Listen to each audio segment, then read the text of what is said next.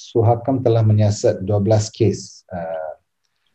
I think out of that, 6 is in prison, 4 in lockup, and 2 in pusat tahanan immigration. Out of the 12 cases, only 1 case has an inquest. That is, I think, kematian Justice Kevin, the IPD Bentuk. Only 1 case has an inquest. So, first of all, I think Suhakam's call since 2005 or 2006, commissioners from that era, that every death in custody, I think, deserves and an inquest must be held to ascertain the cause of that death in order to push away any suspicion, if there is, of police or prison or any officers being involved in that death in custody. But until today, we don't have this. As we said, in the 12 last year that came to Suhakam, only 1 had an inquest.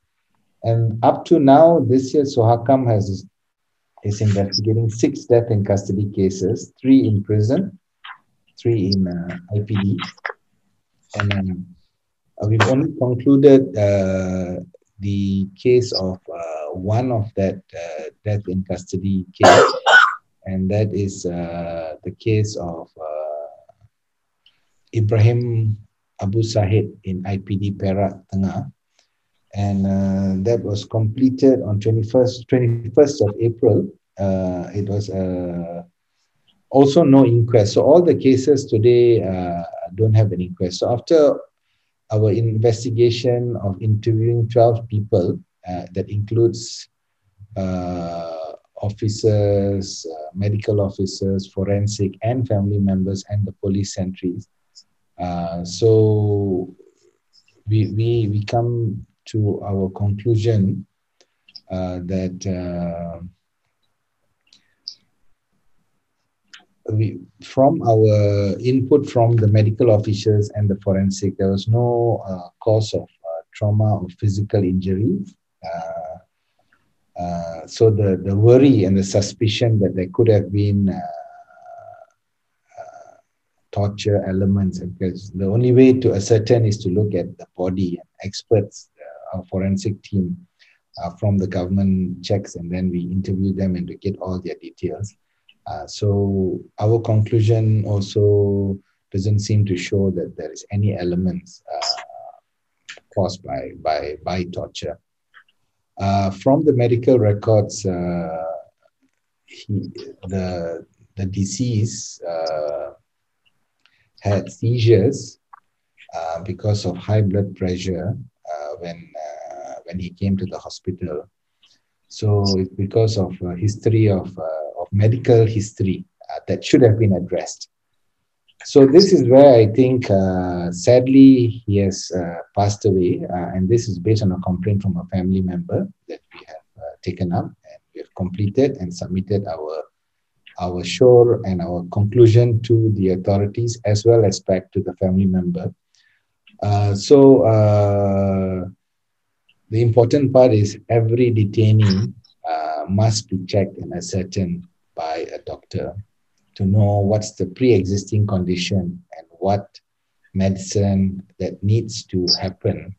And this is actually part of the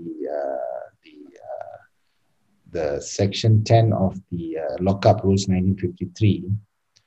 Pegawai perubatan hendaklah seberapa yang boleh memeriksa tiap-tiap banduan dengan seberapa segera selepas ia masuk ke dalam lock-up, dan akan mengesahkan sama ada banduan itu layak di penjara, dan jika banduan itu disabitkan kesalahannya, diberi apa jenis kerja yang boleh dibuatnya. So the point is, this needs to be ascertained so that this kind of medical issues don't get overlooked, and then by the time it's found out, it's too late and a life is gone. So I think this is where we are realizing the role and function of medical officers are crucial if we are going to ensure the number of death in custodies will decrease.